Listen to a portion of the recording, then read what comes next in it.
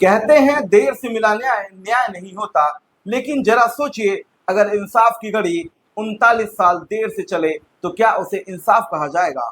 सिर्फ 100 रुपए का मामला, हाँ सिर्फ 100 रुपए का, और एक पूरा परिवार तबाह हो गया। साल 1986, रायपुर का एक छोटा सा ऑफिस, एक साधारण सा कर्मचारी जागेश्वर प्रसाद अवधिया। उस दिन हुआ एक स्टिंग ऑपरेशन, 100 रुपए की रिश्वत का आरोप और पाउडर लगे कुछ नोट, और उसी शाम अखबारों की सुर्खियां बनी कि बिलिंग असिस्टेंट रिश्वत में फंसे। जिस आदमी की पहचान ईमानदारी थी, वो रातों रात भ्रष्टाचारी कहलाने लगा। फिर शुरू हुआ संघर्ष का खेल, तारीख पर तारीख, सुनवाई पर सुनवाई। 2004 में निचली अदालत का फैसला आया, अपराध साबित कर दिया गया। उसके साथ ही बिखर गया पूरा परिवार। पिता चुप हो गए, बेटियां अच्छे स्कूल छोड़ने को मजबूर हो गई। बेटवा 10वीं में पढ़ाई कर रहा था और छोड़कर छोटे मोटे काम काज करने लगा। रसोई में बर्तन खाली ही रहते थे, लेकिन उम्मीद हर बार यही कि शायद अगली सुनवाई में सच सबके सामने आ जाए। 39 साल बीत गए, वकीलों की दलीलें, अदालत की ऊंची दीवारें और कागजों का बोझ, और आखिरकार 19 सितंबर 2025 को छत्तीसगढ़ हाईकोर्ट ने माना कि वो दोषी नहीं है, यानी जागेश्वर अवधिया को बरी कर दिया गया।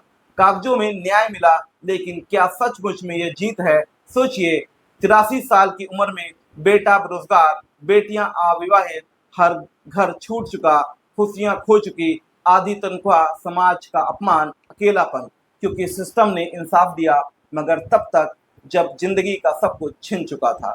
जागेश्वर अवधिया कहते हैं, न्याय मिला लेकिन मेरे लिए नहीं, मेरे बच्चों की उम्मीदें छीन ली इस लंबी लड़ाई ने।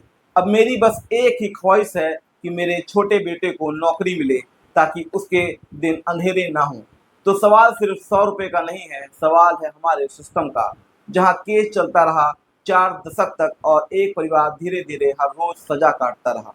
क्या देर से मिला न्याय सचमुच न्याय कहलाता है, या फिर ये भी एक नई सजा है जो समय के नाम पर काटी जाती है?